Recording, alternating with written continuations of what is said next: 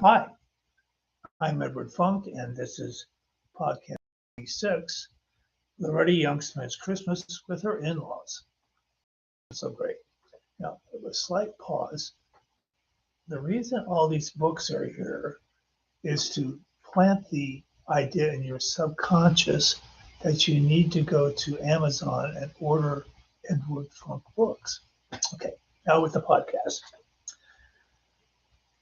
Well, before we get into what it was like to visit the in-laws, some drama at her home in Los Angeles. It was promulgated by Loretta's husband, Tom Lewis. Beatrice Dudley had been Loretta's personal maid for 3 years, and Loretta depended a great deal upon her. So Loretta found a note from Beatrice right in the midst of the move. They were going from the Doheny Ranch, which was um, Doheny Ranch was 410 acres in Beverly Hills.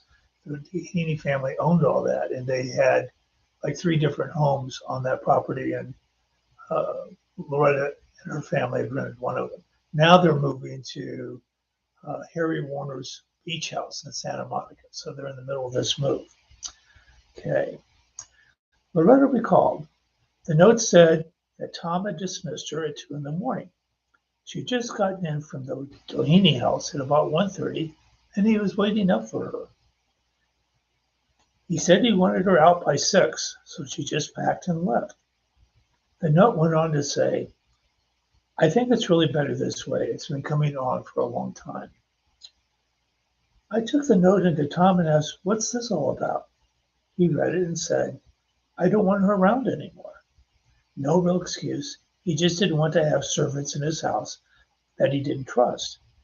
I said, Tom, there's nobody in the entire world you could trust more than Beatrice. He replied, well, you may, but I don't. Anyway, she's gone, and that's it. I feel much happier, and you should too. You'll get over it. There was no reasoning with Tom. Now, the Lewises traveled to Troy, New York for the 1951 Christmas holiday, Loretta recalled. We stayed at the house where Tom had grown up. His sister, Ruth, gave Tom and me the main bedroom, master bedroom, and she set up cots in the basement for the 2 boys. They liked it because it was kind of a playroom, and it was warm. The furnace was down there. Tom bragged a lot about his brother Charles, who was chief of staff at the hospital in Troy. And his other 2 brothers were bankers. They all did very well. But Tom was considered the star of the family because he had worked at radio station WOR in Schenectady, and then made it big in New York, and then he married a movie star. He was a big shot who lived in a big house and drove the big cars. Loretta says, I never became part of that family. They all considered me as Loretta Young and treated me as such. I used to try to help clean around the house, as all the women did, but not with the cooking because they were experts at it. I wasn't. They were surprised I knew how to clean. Of course, she grew up in a boarding house, so she knew a lot about that kind of stuff at a young age. A boarding house that her mother managed, just to make that clear. Ruth never married, nor ever lived outside the family home. I used to send her at Tom's request. I'd get a new dress from Irene, who was a very highly exalted designer, did a lot of work for films, particularly MGM. And he'd say, oh, after you wear that for a while, send that to Ruth. It would look marvelous on her. I would have loved to have gotten one thank you note, just once. I think it would have encouraged me to continue sending things to her without feeling disgruntled. I had to go into New York City on Christmas Day to do a radio show for Hallmark. I would have preferred to stay in Troy and enjoy Christmas with my family, but it was that radio show that was paying for our trip. I remember resenting Tom's family for assuming that that's what I preferred to do. I felt that the glamour associated with my work more than made up for any effort on my part, and they said so.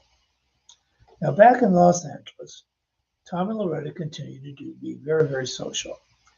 They saw a lot of Irene Dunn and her husband, Dr. Griffin, and Irene was Peter's godmother. Rosalind Russell and her husband, Freddie Brisson, were also frequent dinner guests. They were close friends, but not deep friends. As Loretta explained, we didn't talk about our personal problems because we were all playing a part. We were all playing movie star, and we knew that. We were supposed to have perfect lives, and of course nobody did. Even 5-year-old Peter was aware that there was something magical about his mother. He recalled, she was sort of like a fairy godmother to me. We'd go and watch her get dressed, and when she would be going out somewhere, and it was like dazzling to me. And if my parents were entertaining at home, I remember lying in bed at night and hearing these people down in the living room. As they'd laugh and talk, they would laugh so loud it would just sort of scare all the shadows away. These people sort of had a superhuman quality. The boys also met Grant Withers, the actor Loretta had eloped with when she was just 17 years old, just like 3 weeks after her 17th birthday. That marriage was over in a year. Loretta recalled, Tom and I and the boys were having ice cream at Chapman's on Santa Monica Boulevard. The boys must have been 4 or 5. Tom spotted Grant coming in and pointed him out, and we were all staring at him.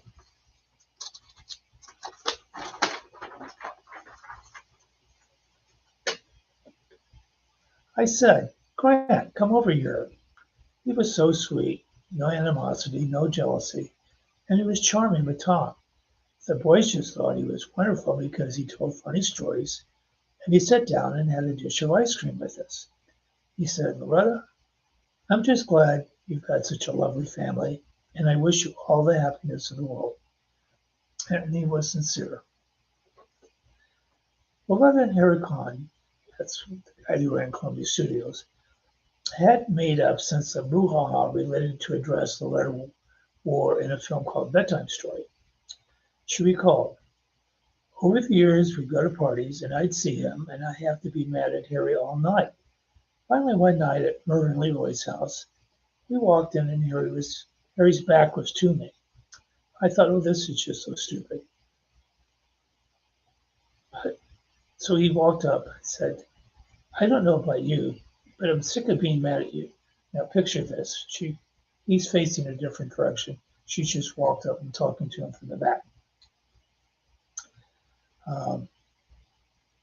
And if it will make you feel any better, you were right and I was wrong. So let's just stop this nonsense. If you don't want to, just walk away and I'll understand. Now he took a long pause. Then he turned around and gave me the sweetest smile and said, yeah, I'm ready to make up. From then on, we never mentioned it again, and we remained great friends until the day he died. Harry Conn was one of the studio giants who loomed over Hollywood during the glory days of the studio preeminence. The powers were shifting, and an uneasy transformation was in the works. Loretta, too, would feel the vibrations. Ever resourceful, she would follow a new path, but that would take a couple of years. So we'll learn a little more about that in podcast 87. It's coming right up. So thanks.